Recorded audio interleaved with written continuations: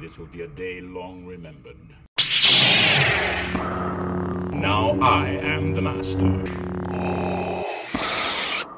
Welcome to another episode of Legends and Theories. Welcome, my lords, to Isengard.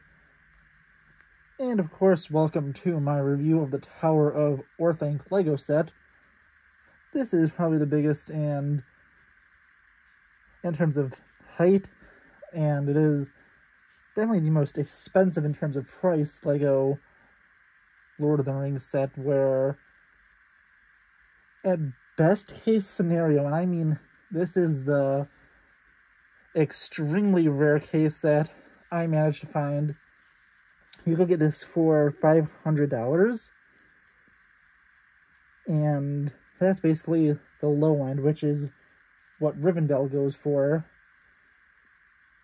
And I was able to get a little off because there was one missing piece, which was a more expensive piece in the set. But of course I had to buy that piece, so it still ended up costing me $500. And yeah, this is a near perfect set. And I say near perfect because there are a few things that make it not perfect. I will mention those when I look at them. Although if you're looking at this and you do know what Orthanc is supposed to look like from the books, you could probably guess what that is. But it's made out of Lego, so it can't be perfect, although they might have been able to find a way. Not fully sure. Let's start off looking at the figures. The first and only good guy to be included in this is Gandalf the Grey. And I think this is the exact same figure that you would have got in the $10 to $15 version of this set, which I will be comparing later in this video. And only difference is he has a cape. He's yelling on one side. And there's just more of a smile on the other side. It's easier to show the back side because they'd have to remove the entire head and the beard and everything to show that off. But either way, you could have just his eyebrows kind of a different expression. They really need to include the face print. The next figure, which is a pretty generic figure besides his weapon, is a Mordor orc. I know the Lego set has some official name for him, like pit officer or something like that. But the box just says Mordor orc. And the only unique thing he has is this really cool weapon, which you can untangle this grappling hook and toss it onto Treebeard. But that's really the only exclusive thing about him, and it's relatively easy to create this. You just need a string, a hook, one of these pieces over here, and a stick, and the patience to wrap it up, because this is basically a pre-wrapped, and I bought this used, so it was a little bit annoying to just wrap it up. The next figure we have is just an average Urukai, and this is the first one I have that actually has the white hand printing. I do have one from the poly bag, which I know I reviewed before. But this one is really cool with the detail. The white hand of Saruman is both on his shield and his helmet. He has his armor, and since it's not as complicated to take off, that is the print under. But yeah, honestly, nice figure to include. And I wish they included like maybe one or two more, because one of the few things I have to complain about this is I feel like there should have been more minifigures. Well, I'll talk about that after I finish looking at these. We then have Grima Wormtongue. This is the only fully exclusive minifigure to this set. He has a knife, his Head print is meant to be paler, with an angry expression and a more nervous one. He has some honestly really nice printing, and even though these two pieces are the only exclusive parts to him, this is an extremely expensive minifigure. I believe that goes for $50 to $60. The final minifigure is this incredible Saruman minifigure. And honestly, I'm just going to show him off like this for now. He has his staff, this incredible dress piece that, although it's not completely perfect, it seems like the printing's a little darker in here. Really well matches the robes he has on.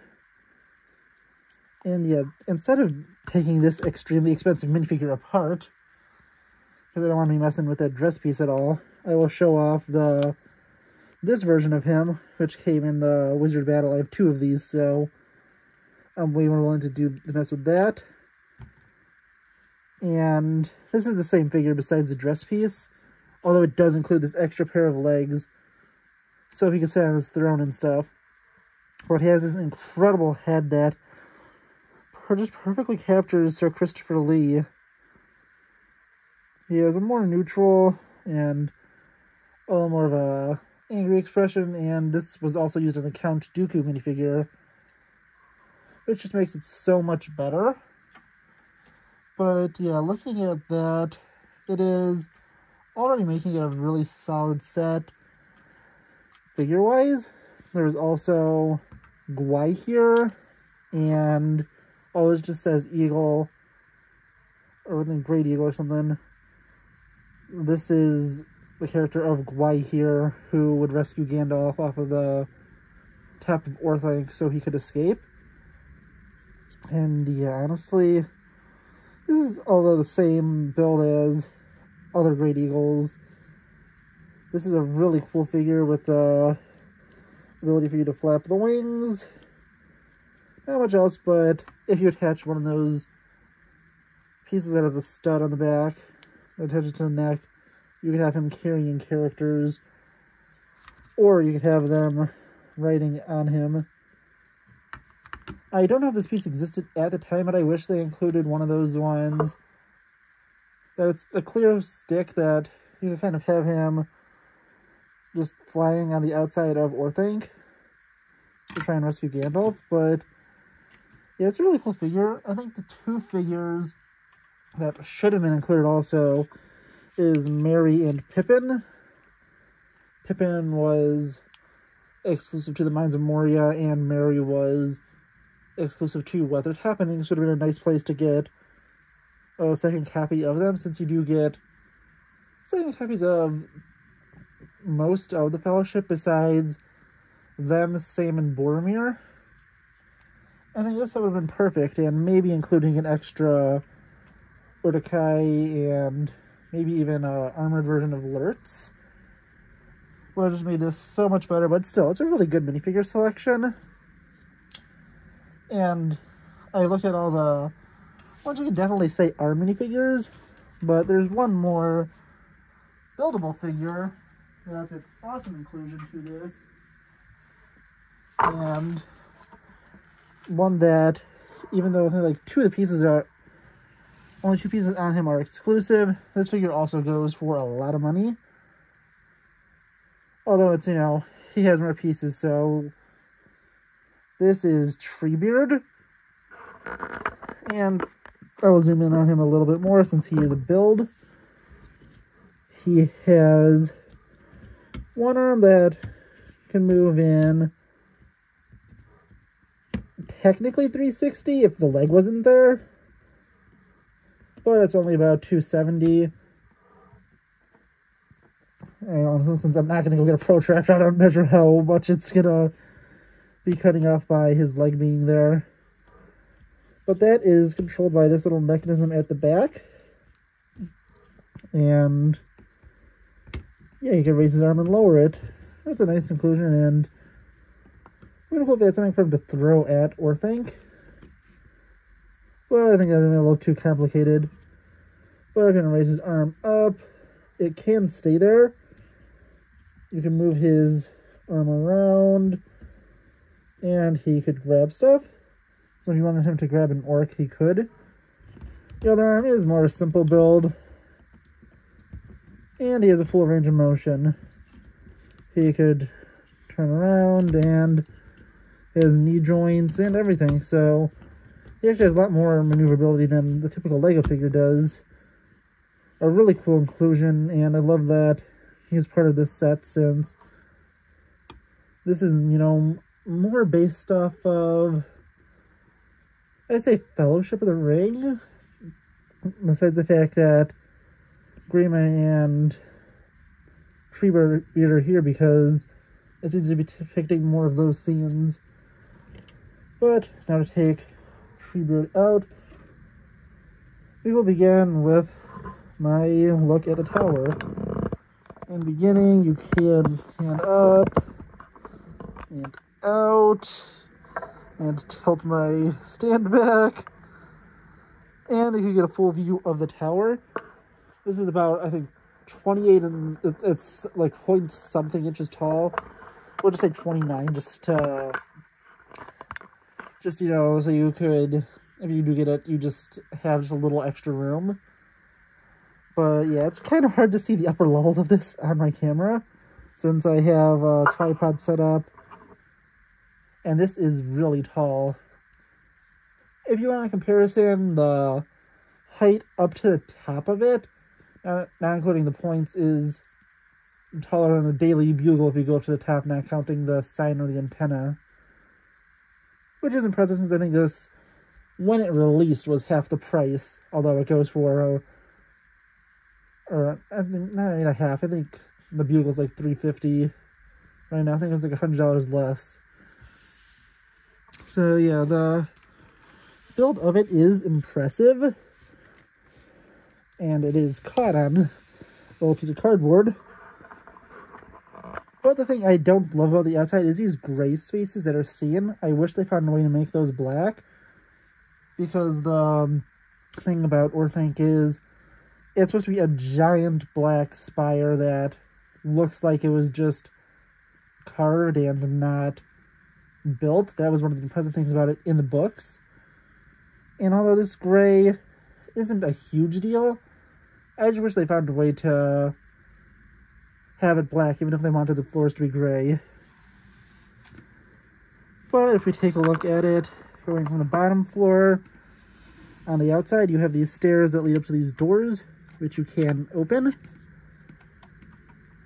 Those lead into the, well, they're really the second floor, because there is a basement. The next level has this balcony for Saruman to come out, and in a little more of a book-accurate way, speak to them, since he doesn't get killed here in the books. And it has a bunch of windows that outlook over Middle-earth. Going up to the next level, you have this area that has bars on the outside, and looking at it, just some simple windows. Now I am going to just kind of lift the thing I have up, and if you go to the top level, there's not as much detail, but it does lead up to the points of Orthanc where you can place Gandalf. And yeah, it's really hard to show off because I don't have too much room to move my phone and the tripod it's on, but still, I might have to just pull off the top layer to look at it better and place it back on later. But now going on to the interior, we will start all the way at the bottom where we have the lowest level. And I'm not going to tilt this too much, but you can see there's some stickers here. One that has a bunch of wargs, a second that has some eyes, and I can't remember if there's a third. I'm trying to look for where I am. Yeah, it's just those two. Also missing something. There's also these bones that have been attached by red clips to represent blood, and a mouse. There's also this floor that, if you open it, drops a minifigure into this area, which is meant to be the cell. really easy to close up, and he attaches ball and chain to their leg to help keep them prisoner. Going up to the next level, we have this area where it's the entrance to Saruman's tower, and it has 2 axes on the side. Of course, this little area where that falls, a small statue, this chandelier, which if you push up activates a light brick, and these doors which you can pull open to either have Reamer running up, Gandalf and Saruman entering, or really represent whatever you want. And of course you can close them. It's pretty easy, as you saw from both sides. Now I can move up to the next level, which is the main level of it, where it was also depicted in a smaller Lego set. Here we have Saruman's throne room. If you look around here, there are many different things. There's some like potions and stuff here. This little schematic for him to be, I believe, making the explosive he uses to destroy the wall at Helm's Deep. Over here you have just more stuff here. I can't fully... No, there's nothing hidden in there. Over here you have his throne, and here you have the Palantir. This is what it looks like when it's lit up in the daylight, and although it does look cool, if you just allow me to take a second, I will be showing you what it looks like at night, and you'll just see the time of day change. And welcome to the section where I show off how the Palantir goes with the light up brick in the dark. No idea where I'm putting this in the video because this is the first part of recording, since it's at night. And I haven't had a chance to record the video yet, so let's take a look. And this is a really cool look. You could really get this awesome look with the Palantir. And you can move it around to have it either light up more, as long as you don't have the black part there, or less, moving it around. But either way, you get this really cool, menacing look. Really cool inclusion, and this was completely unnecessary for this set. They could have just included what the smaller version did, and just have a thing with Sauron's eye in there, but this is just a really cool look. Welcome back. I hope you enjoyed that part I filmed the night before. And I tried to remove the top layer in between these cuts, but it's not going to be done, and it just takes too much apart from the build. So after putting it back together, I guess we'll just have to look at it freehand after the next level. But just in quick comparison, if you did buy the, I think it was a $10 or $12 version of this set, this is it in comparison. You get those 2 figures. If you pop them off, you get the same 2 light builds, although they are spread out a little more evenly than the other side, since this has a lot of room for the balcony. But they're about the same spots. The throne is built almost the exact same way, without this little area here to push Saruman off. And the only other different thing is the Palantir, which of course doesn't glow and is just the Eye of Sauron, which is a cooler piece to have. The other thing, the Palantir looks really cool, but also having an Eye of Sauron is really cool also. Moving up to the last level. Yeah, it's too much to say. I'm just going to go freehand from this point on. Moving on to the next level, we have this area where Saruman would make some of his weapons. He has the Uruk-hai bomb here. Over here we have, I think you could tip over to let out this stuff to dump on the ends. Have a bunch of different potions and stuff. And looking around, that's pretty cool in here. The next level has even more detail in it. It has pictures of all 5 wizards. It is kind of hard to see, but you have one of the blue wizards, Gandalf, Saruman, Radagast, and it's kind of hard to see one of the other blue wizards. You also have a book with the Eye of Sauron on it. It's too hard for me to reach out with only one hand available. And here it has, I can just pull this off, a piece that has Elvish writing, and I believe it's at one of the Dwarven rings, which is also another cool inclusion. There's also another book in here, but it's going to be too hard to pull that out. The next level has this little area here. You can pull this down and open this up to have a ladder to come up to where Saruman is arming his forces. There are 3 stabs in here. I'm assuming they're supposed to be the stabs of Radagast and the 2 blue wizards. You have 2 keys in here, a Mordecai sword, shield, and helmet. And obviously you can easily close this up, push it up, as long as you have this piece positioned correctly, and then use this, tilt it so it's going to be kind of locked into place. Finally, you could go up to the top level, and kind of looking from an upper position, you can see where Gandalf would sit, and yeah, it looks cool. I will 180 it as to get a better look at the exterior. Really reflective and honestly really cool. I could pan down it again for you to get a better shot, but yeah, honestly, this is a really cool set. It's a nice addition to my collection, and it's probably my favorite Lord of the Rings sets. Probably number 2 in that, with number 1 being Rivendell.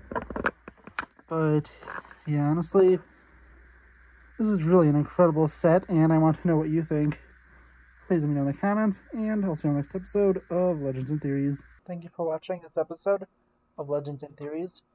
Please subscribe, like the video, share the video, leave a comment, check out the video on screen, and may the Force be with you.